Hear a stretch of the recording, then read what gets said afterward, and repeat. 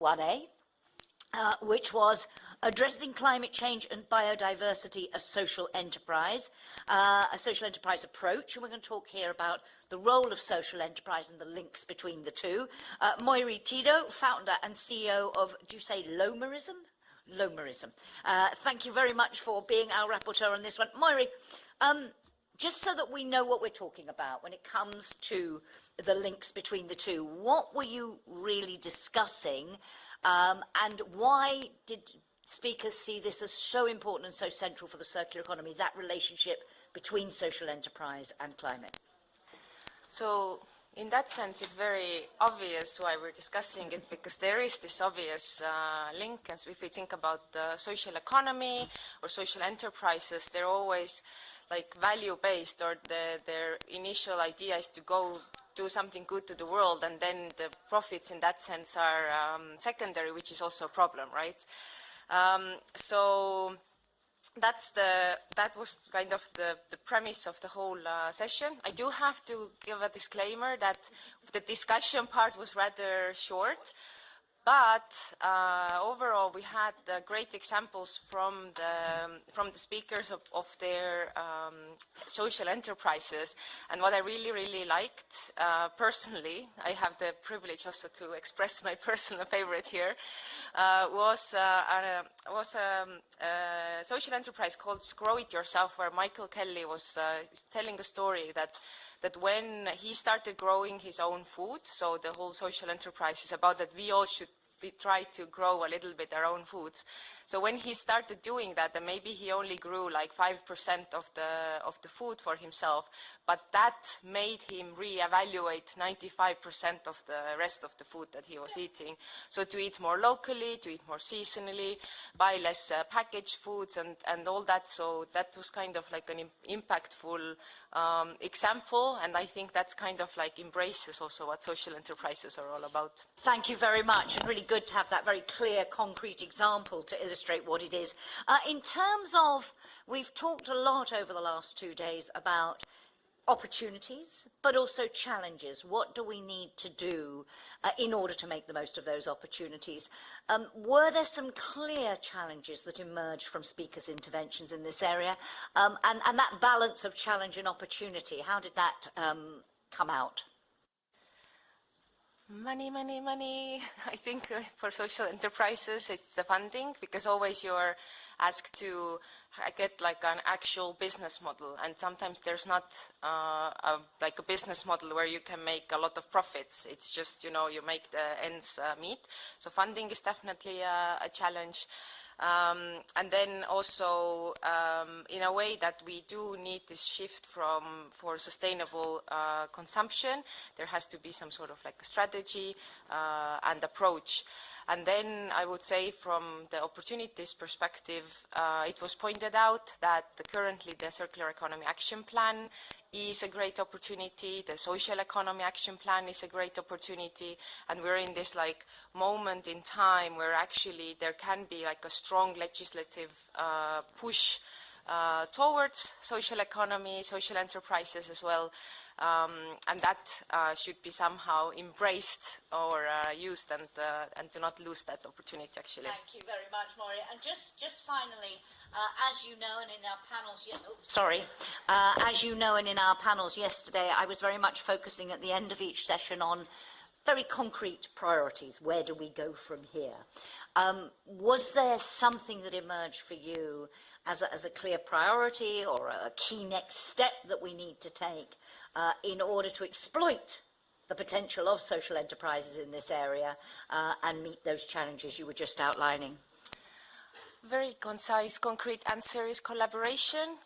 A bit vague, but kind of that is also that what is there for making more like a linkage between circular economy, biodiversity, social economy, and all that. That it's like you bring different stakeholders together and you put them to collaborate. So, for example, state gives funds for social enterprises, so they can worry less about this, and like 10,000 euros can make a huge difference in a local community. So collaboration, perhaps. And did you talk a lot about how to make that work? If you did, we can come back on it later. We did not. Okay, I'll be interested perhaps to get your views on that. Just to say, as I say, when I've talked to all of our rapporteurs, if you want to add a point that you thought was particularly striking from the session, whether you made it or someone else, if you are joining us online and you want to intervene, you don't have to in this session, doesn't have to be a question. It can be a comment. The only thing I ask is, as it's in writing, could you please keep it as brief as possible so I can see your central point at a glance. But let us turn now, come back to you a bit later, Maura, I hope. Let us turn now to 1B, achieving the EU's climate and biodiversity goals through circular construction, an absolutely key sector, obviously, for the circular economy. Emma Gervasi, project manager at the Holland Circular Hotspot. In terms of the issues you were focusing on, as we say, very important sector, where was the focus of the discussion, Emma? Thank you so much, Jackie.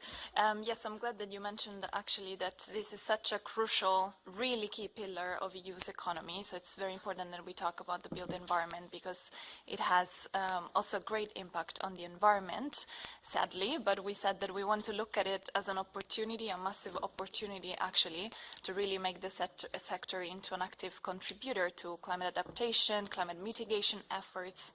And we also touched upon so many different aspects because of the fact that the built environment itself is very diverse. We're talking about a value chain that includes architects, designers, developers, commissioners, the builders themselves, until, you know, whoever decommissions and disassembles the built environment structures.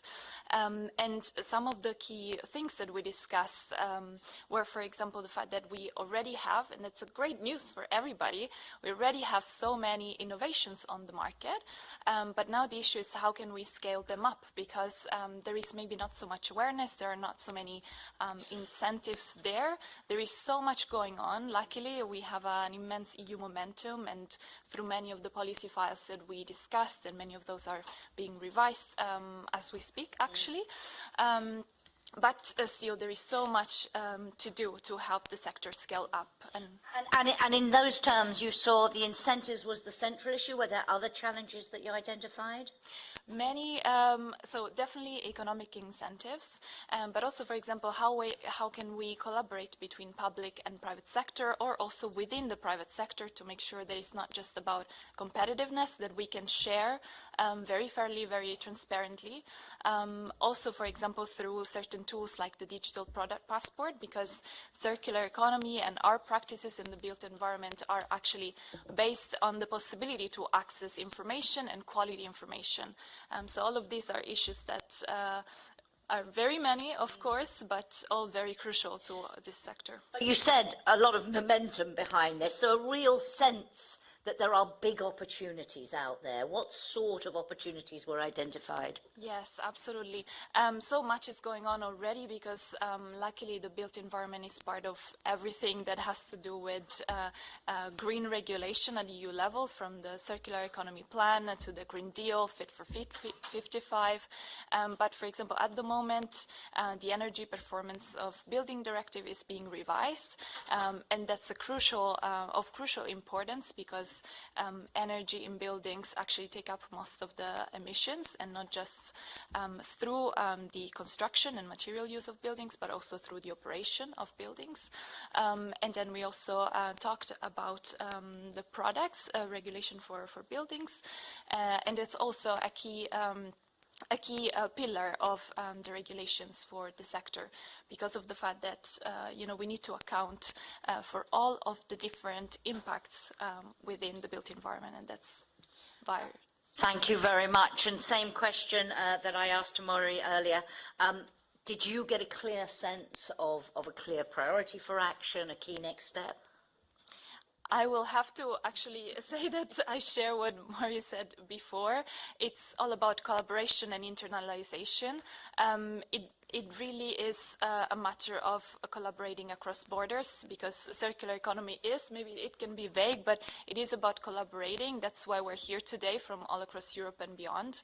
And really, if we don't share materials, we don't share skills, we don't share knowledge, it's really difficult to scale up. Also because we have different focuses in EU. Maybe at the moment we're focusing on renovation, somewhere else it's on new build.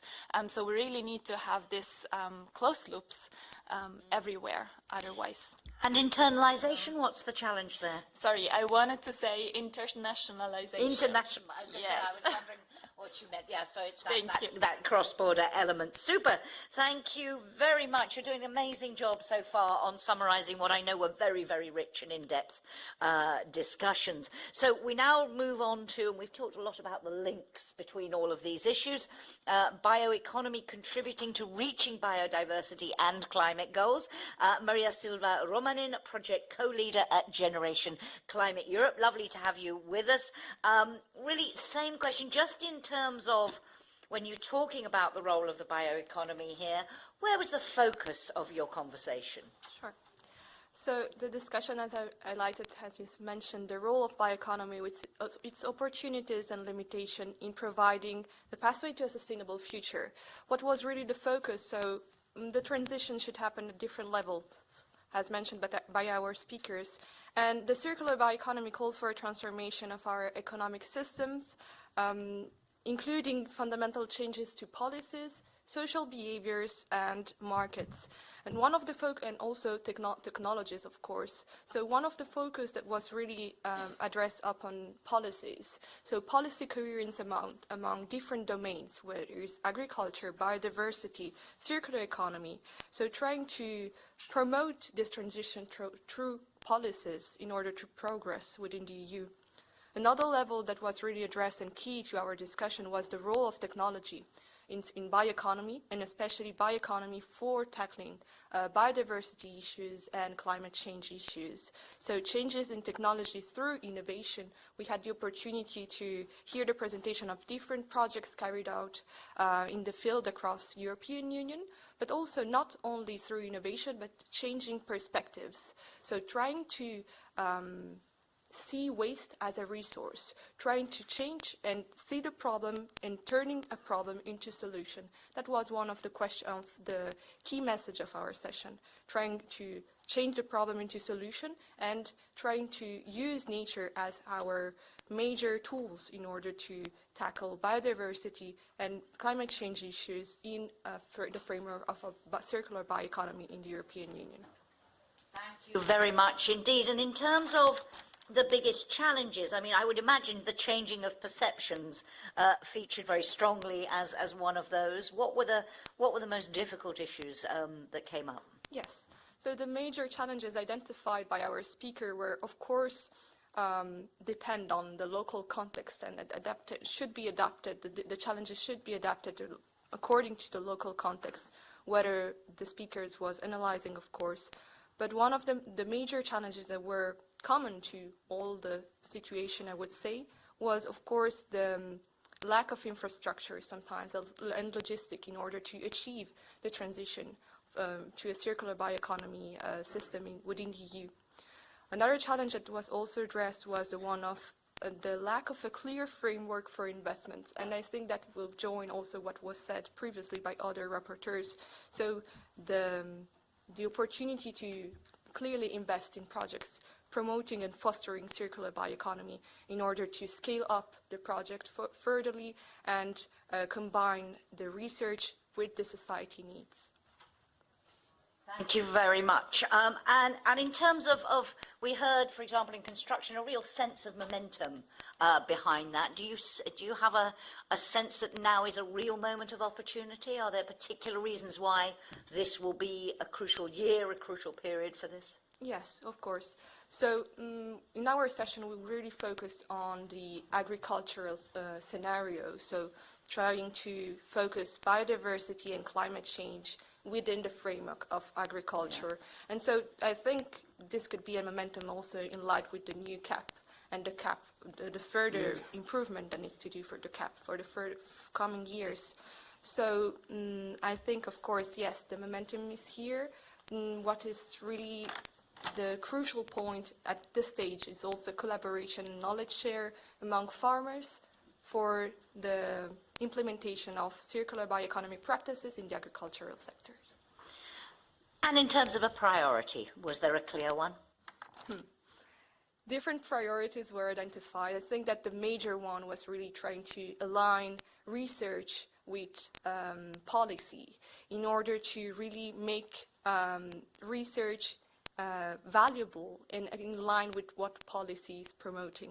So that, I think, was a major priority, trying to align these two sectors and trying to bridge the gap between research and policymaking. Clearly a sense that there is a gap.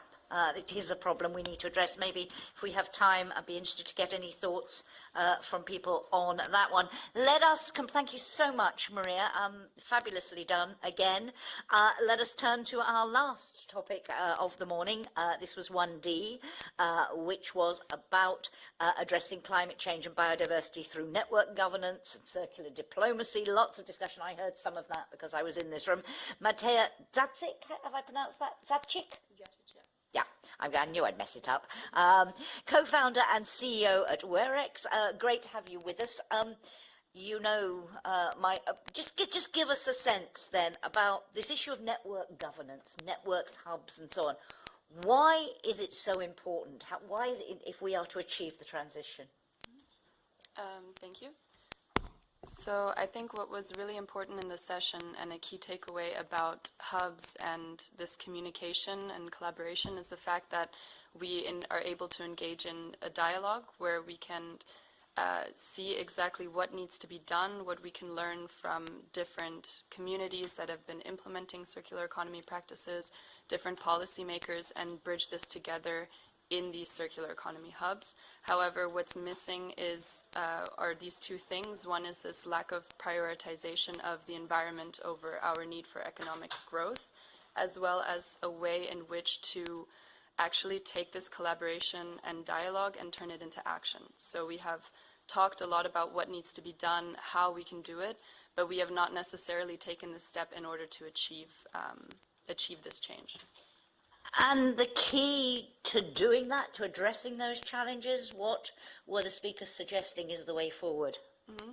So I think it came on a couple of different levels. So you have the levels in which the government can change and policymakers can change. So one key aspect that was brought was also the fact of addressing that current circular economy diplomacy is actually a new profession that's coming out, and to acknowledge its existence and recognize its importance. That would then help governments in order to recognize its legitimacy and urgency in its policy decisions. And then also on the other side is changing consumer behaviors. So understanding what's really important is to understand that economic growth does not exclude circularity, and that we need to act in tune with nature in order to achieve long-term and sustainable growth for the environment, and that by acting in nature's favor does not mean that we cannot achieve growth for ourselves as people. And was there a sense among speakers, was there a sense of optimism? Again, we've been talking a lot, as I say, I don't want to always talk challenges, always want to talk opportunities as well, a sense that this is a moment when attention can be focused on this, then when progress can be made? Yes, actually I think there was quite a bit of optimism if you took out different points from the session, because you could see with the example of the circular economy hubs that are being set up in Africa, the Global South actually has the circular economy embedded into their systems naturally. However, they don't have, let's say, the means or the ability to focus on this as a priority. And us in the Global North, we have the choice to change our actions now in order to implement circular economy into our practices. So it's about bridging this gap between these hubs that already exist and just letting them collaborate and them communicate to share this knowledge and turn it into action. Thank you very much, and you know where I'm coming from on my last question by now. Were you able to identify a key next step, an overarching priority for all of this? Yeah, actually it was coined by one of the last speakers on the panel, Luca Polidori. He was saying that basically what is needed is this unified strategy and unified approach to addressing these circular economy diplomacy issues. So to try to get funding for these initiatives and these circular hubs that are getting people together to work on exactly this topic. Right now it's very difficult to do so. There's a lot of confusion about it, and myself as a consumer, sometimes I feel very overwhelmed and consumed on just where to start. So I think the message needs to be clearer, and collaboration is always a priority as seen in every session, but I feel like in this specific case, collaboration exists already. It's just about making clear what that collaboration is. And putting a really clear structure around it so that it works. Thank you so much. And before we go any further, I think they were absolutely brilliant at encapsulating really complex issues. So please join me in thanking them very much. Well done. Brilliant. But don't go away, because I may be coming back to you on some of the points you've raised. But let me open up to the room, and just a reminder, if you are online, please do use the submit questions button for your comments in this session. You can ask a question if you want, but also for your comments. Lots of hands already going up. Let's dive straight in. And can I ask you two things? Please introduce yourself, and please be brief. Thank you, sir. Hello everyone, I'm Andrei Jaica from Sporos. So I would like to latch on a little bit on this concept of collaboration, since it was mentioned in basically all points of what to do next. So the issue from how I see it is that there's still relatively few of us that are fully involved in circular economy and fully committed to it in all of Europe. But at the same time, there are sectors that cannot really close the loop by themselves within national borders. And I know that I'm supposed to be brief, but I would really like to give you two practical examples from the ground, because I think that everybody in this room likes practical examples. So we worked, for example, with this project that sells rice, packaged rice. So when you do that, there's only a small percentage of the plant that you actually package and sell on the shelves. The rest, the stems, the leaves, you just throw out. So that's what they used to do. And this creates a lot of biomass. It creates a lot of, leakages of all kinds of substances because of biodecomposition. It's expensive to get rid of, etc. So we work with this company, and now they managed to sell all that bio-waste to a company in Germany that manages to introduce it in a new type of cement that, because of the cellulose inside, is actually more structurally sound than traditional cement. And a second example that I have, there's another company that does recycling of end-of-life marine ropes, and they produce mixed plastic pellets from it, but they have no one to sell it to on the national territory, so they have to sell it to a wholesaler in Europe who can actually understand where to send this type of mixed plastic material, right? So when you have this kind of context, the problem then becomes that member states act as a sort of gatekeepers for the private sector of what is actually possible in terms of cross-border collaboration, because of the differentiation in terms of adaptation of all these European regulations and the different way that they're doing it. So my question is, since businesses sometimes can do more, how can we make sure that they can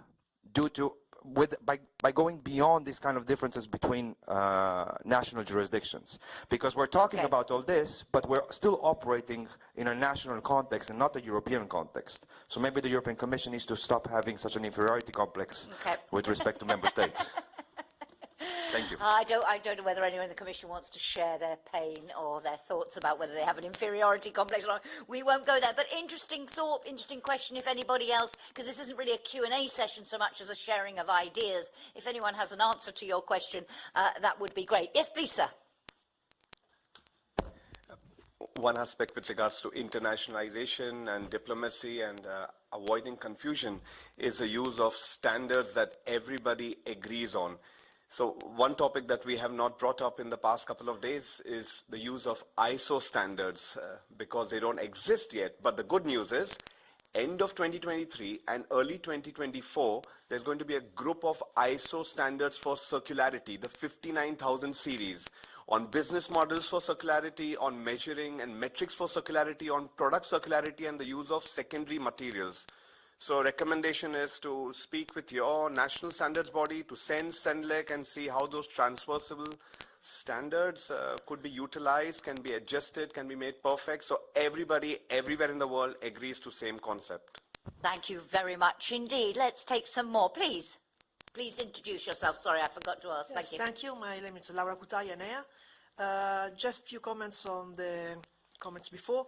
about the rice problem, I encourage to visit our website, ICESP. We have a good practice on rice house, its name, for using waste from rice production for rice building. And so there are several, I encourage to use the good practice as for scaling up solutions, let's say.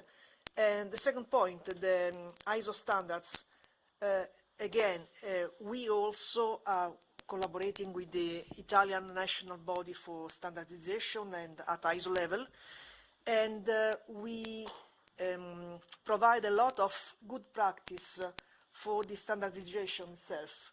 And there will be another, now is on the ground, is in its implementation of a technical report on good practice at ISO level, but only on product as a service model. And in spring, a new technical report will be implemented in the rest of circular economy points, focused on resource efficiency. So for this standard, there will be for sure a good practice collection. So I invite you to keep in touch and provide us this information. Thank you very much indeed. Thank you. Want to come here to a member of the European Economic and Social Committee? Thank you very much for this excellent conference. Actually, as you said, it is very inspiring, and there are a lot of very good thoughts that we can build on in the future. One of the panelists... Can you just introduce yourself? Of course. Yes. I'm indeed a member of the European Economic and Social Committee. My name is Ina Hartmann-Ardova. I'm from the employer's side. I would like to have two comments. One of the panelists mentioned that strategic autonomy is not only about protecting ourselves. I fully agree with that, because it's also about opening ourselves. It's also about being open to trade and to investment and to cooperation with others. So that's why I would like us to speak really about open strategic autonomy. And I would like to really agree with this importance of collaboration, which is absolutely key. We need to increase our resilience and decrease our dependency by actually trade agenda, by cooperation with our partners, and by this open strategic autonomy which has been discussed. My second comment would be also a reaction to one of the statements, and it was that we cannot solve the problem with the same thinking. Again, I fully agree. I would also like to add one more thought, and it's that we cannot solve the current problems with only adding and creating more and more regulation. What I think at the moment is that we need some regulatory breathing space to focus on implementing the rules that we currently have, and to also improving the investment conditions, because we need some investments also to achieve what we have been discussing here and to be successful in the transition. So my very last comment, and I would like to thank one of the speakers for mentioning competitiveness. It's indeed very important to be competitive, to motivate others to join us in these efforts, but also to be successful in this transition. So thank you so much. Thank you, and very much echoing some of the points that were being made yesterday in relation to resilience and that strategic autonomy, and how that has made the circular economy debate even more urgent than it was before the crises we face. I'm going to take one here and then over there. So, and please do introduce yourself. Hi, Cynthia Reynolds from Norway. I'm active on 7 of the 10 leadership groups, and it's been quite insightful this year to be able to see, and I'm inspired by the governance behind some of the groups, specifically social enterprise, looking at what's happening with procurement. They've been fantastic. But the leadership group with the least amount of network governance was the network governance group. And the irony is not lost on me. What I'd like to find out is how can we ensure better transparency and ensure that the people who are representing the stakeholders are actually doing so and not only representing their own private interests. Thank you. Do you have an answer to that question? As we're sharing ideas and thoughts? I do. We just launched the Circular Economy Coalition. You can look at it at circulareconomycoalition.org. We have members in 24 countries. It is a bottom-up coalition using technology to be able to enable stakeholder ideas to come through. We're using AI to make our meetings more efficient, to automatically generate action points and summaries. And we're allowing the unusual suspects to emerge because we need better transparency. We need better solutions, and we need to be digitally enabled, and this is all being put together through there. So please take a look, circulareconomycoalition.org, and everyone's welcome to join. Thank you very much indeed. Please, yeah. Hello, everyone. I represent United Nations Economic Commission for Europe, UNEC, and we are a regional commission in the region, and we have 56 member states, including all members of the European Union. And all member states in 2019 made the circular economy a priority for our organization to provide technical assistance to the beneficiary countries.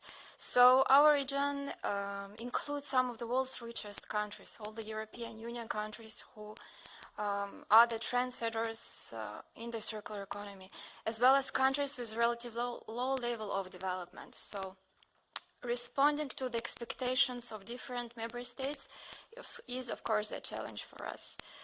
And at the same time, it encourages a discussion, and we want to take the best experience and lessons learned and practices of the European countries that we discussed yesterday, that we discussed today, and make them available for beneficiary countries from Central Asia, from Western Balkans, from Eastern Europe, from Caucasus. And for this, we also launched a network called the Circular Step, and I would like to thank Secretariat of the European Circular Economy Stakeholder Platform for regular advice on expert support from the European Union, engaging international experts in supporting countries in the circular transition. And of course, we are inviting all member states to nominate their national focal points to join Circular Step, if this hasn't been done yet. And thank you very much. Thank you very much indeed. I've realised, a bit biased over this side of the room, so thank you. Please. I'm going to be a bit controversial and echo my countrymen saying there's one big topic that is missing today: taxes, taxes, and taxes. And I think especially resource taxes, consumption taxes, and disposal taxes should increase, and at the same time labor taxes should decrease, and we should invest much more in infrastructure. And I think that's one of the things that we as a circular economy community should propose and should push for in the coming years as one of the core pillars of what we want to achieve to get to a circular economy. Very much indeed. Other comments, experiences to share? Anybody who still thinks their key point has not been made? Yes, please. Liz Suarez from Utrecht University. I was pleased to see that the just transition component was part of the conversation, but I was a bit disappointed that it stayed very shallow. And I think that, it's not enough to just put it as a narrative. I think we need to find out ways in which that it is intrinsically embedded in a transversal way, in any a way that circularity is moving forward. And I liked how in the last conversation that we have about networks, I think that we might need a new role that is about ensuring a just transition, and that like this is really a conversation happening all the time, like that we're talking about moving towards circularity. It has to be moving really on a just term. Thank you very much indeed. Other thoughts? It'd be great to hear if any of the other members of the European Economic and Social Committee want to dive into this discussion. Anybody else want to either make a point or react to a point? And also urging those of you watching us online, it would be great to hear from you with your comments as well. While you are thinking for a moment, I just wanted to come back, if I might, to our marvellous rapporteurs on a couple of the issues that you raised at the beginning. And just on the social enterprise, you talked about, when you were talking about the moment of opportunity, Maureen, you said Circular Economy Action Plan and the Social Enterprise Action Plan. And I sort of thought, Going back to something that was talked about yesterday when we talked about the skills agenda and the circular economy agenda, and were they properly aligned and were they working together, is your sense that these action plans are aligned, working together? I'm coming back to this whole issue of this holistic approach that all our speakers keep underlining. It's very easy to talk about a holistic approach and much more difficult to do. Was there a sense, either from your own experience here or from the group, about the degree to which these agendas are aligned? It did not come up as a topic, but improvising here for you an answer, and for the audience as well. So I think I do not know if we are making the action plans, that the bodies that are making them, are they like in touch with each other? Are they sharing what's going on? Sense that they are or not? My sense is that they are a little to the moment where it's kind of like requested from them, or where do they see that there's like an overlap that is obvious. But I think that there is potential, obviously, to do more, and especially also mentioned the skills, and especially the year of skills now, that there's also a lot around circular economy that we need to reskill ourselves, or we need to give ourselves skills around systems thinking, for example, or critical thinking, which is really crucial, that we have to learn how to see bigger systems. And then, for example, when we talk about the skills, then we look at more, broader, we look at more intergenerationally, we look at, like at the digital skills, and we have to know how to have all those. So I do believe that there is some cooperation happening, but there's so much more opportunity actually to overlap it even more, to align things even more, and make it more like a, as you said, holistic approach. Thank you for the improvisation there. Question to you, Emma, which was about, when we talked about the challenges, the first one you talked about was scale up. And this is something we talked about a great deal yesterday. Again, within your session, was there much talk that we can learn from, frankly, across, practical examples of how you achieve scale up? Or was it more discussed as something we just need to address better? A bit of both. So we definitely touch upon this because it is clearly one of the key things that we need to work on.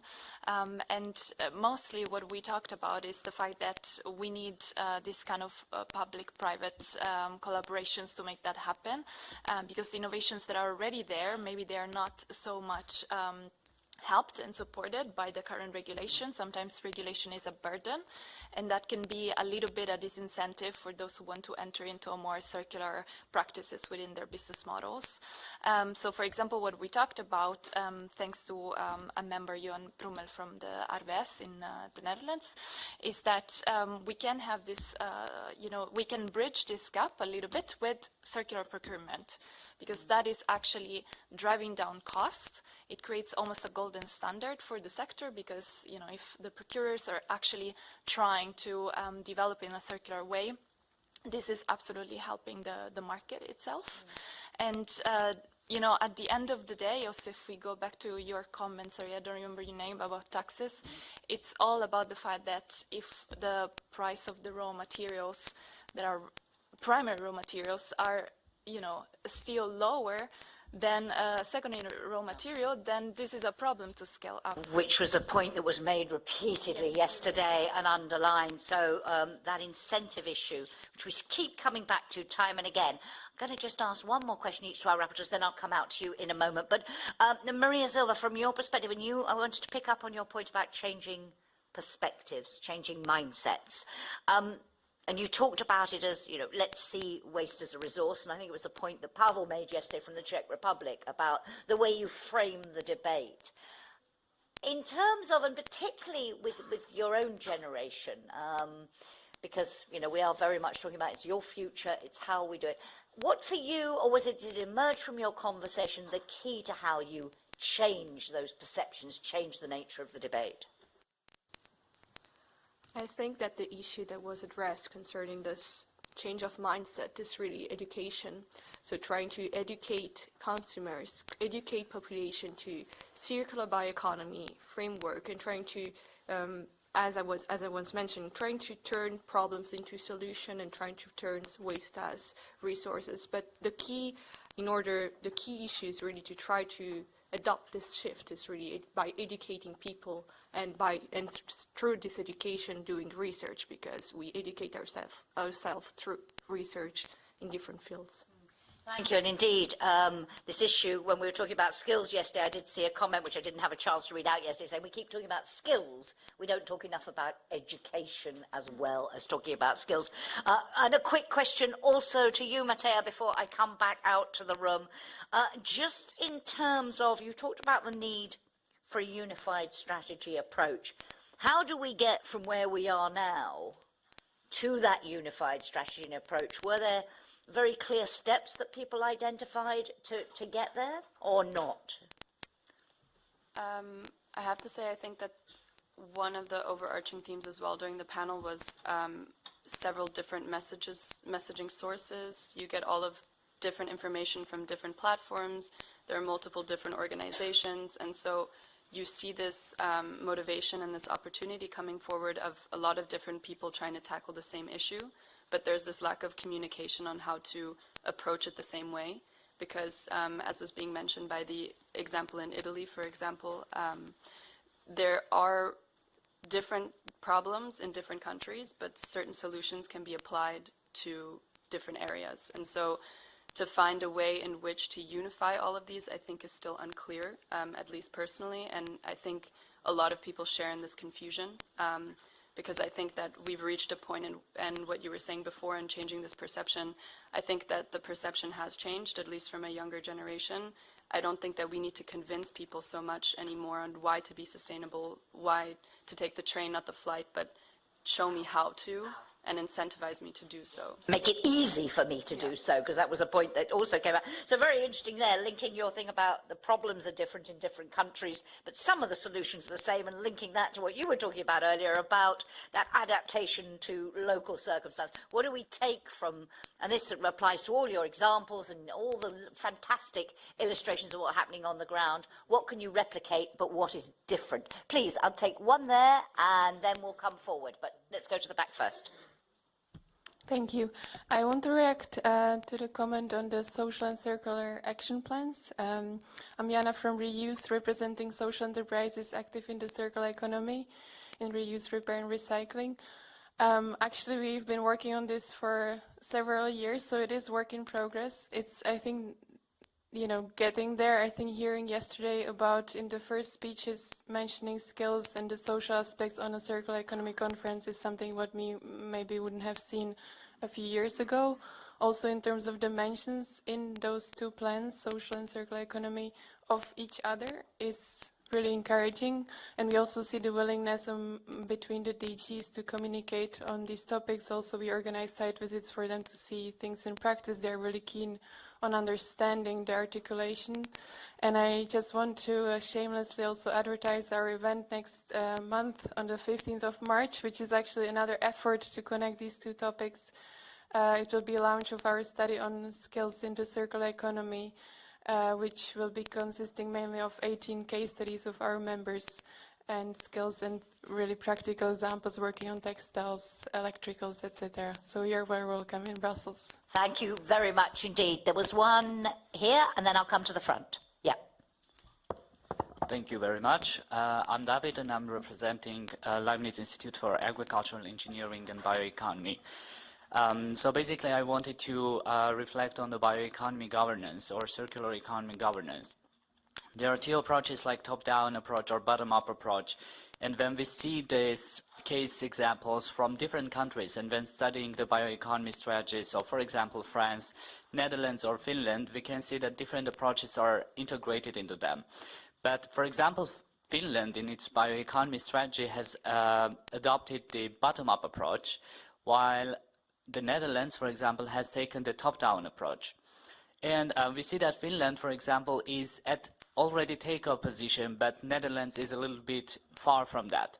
So basically, we could see that top-down approach or bottom-up approach, not from these two examples, but taking different examples, could be one a better fit and the other one the other fit. But in both cases, I don't see the consumer engagement. We can see that different engagement from different stakeholders, but consumers, okay, yeah, awareness is there, like education is there, but do we do the need assessment? We could do like a lot of life cycle assessment or data management for the production side, but do we do like consumer engagement and needs assessment? And I think it's a very important, and consumer engagement in this particular area is very Thank you very much crucial. indeed. Thank you. Come to the front here. I just wanted to replicate. Can you hear me?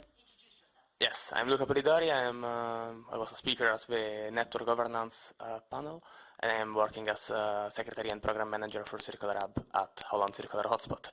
I wanted to replicate to the holistic approach, let's say, of the different policy planning and that we have been discussing these 2 days. I do think that one next step for a more holistic approach will be to have speakers at the next Circular Economy Stakeholder Conference coming from other DGs, because in these 2 days we have heard a lot from DG Environment, but probably collaboration also happen in these venues with other DGs.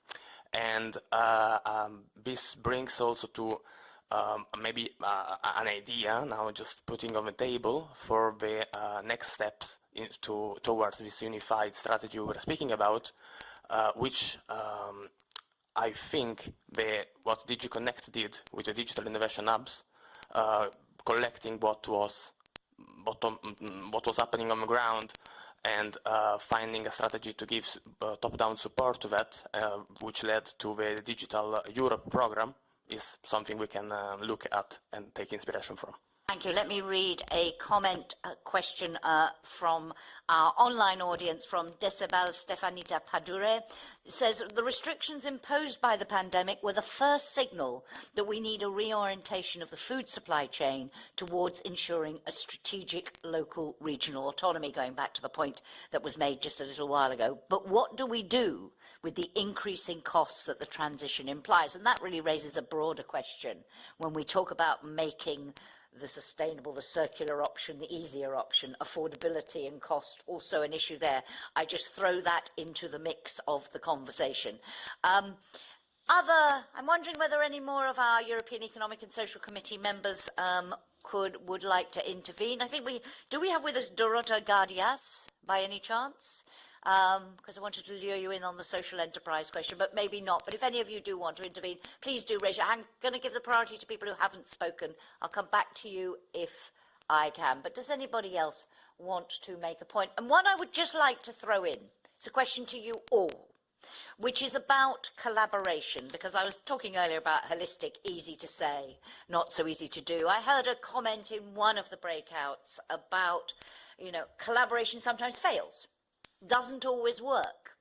And my question, therefore, really to all of you is based on your own experiences of collaborating, particularly when you're collaborating with people you wouldn't normally collaborate with, because that's one of the issues.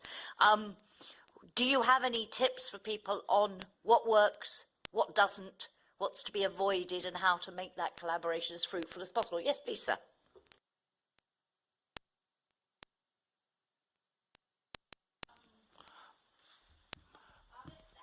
I look at it, Dr. Adam, I do ESG consulting and sustainability consulting, and I also used to teach and research these issues and subjects. And I look at it as a choice of style of living.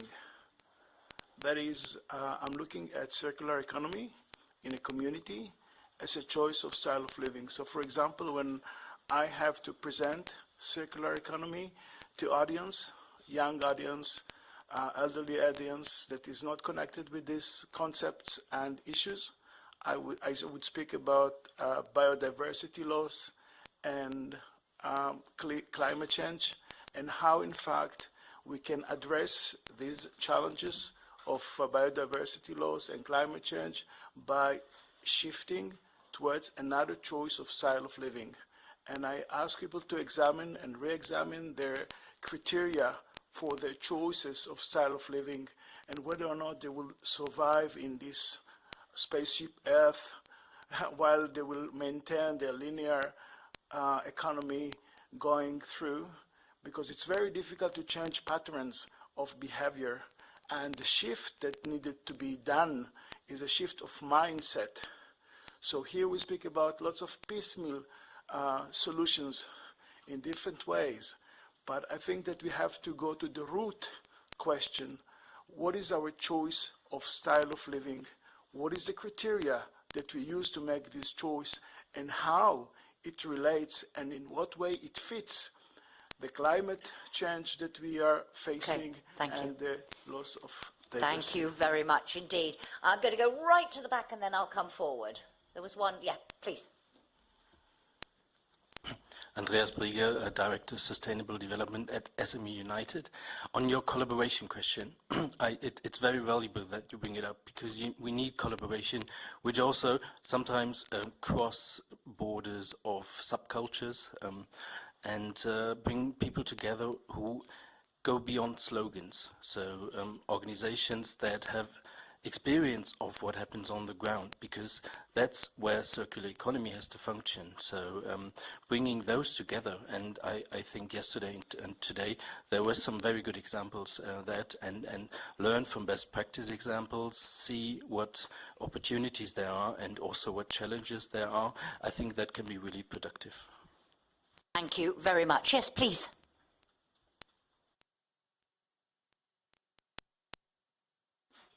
In the middle with the... I think I've got Found it?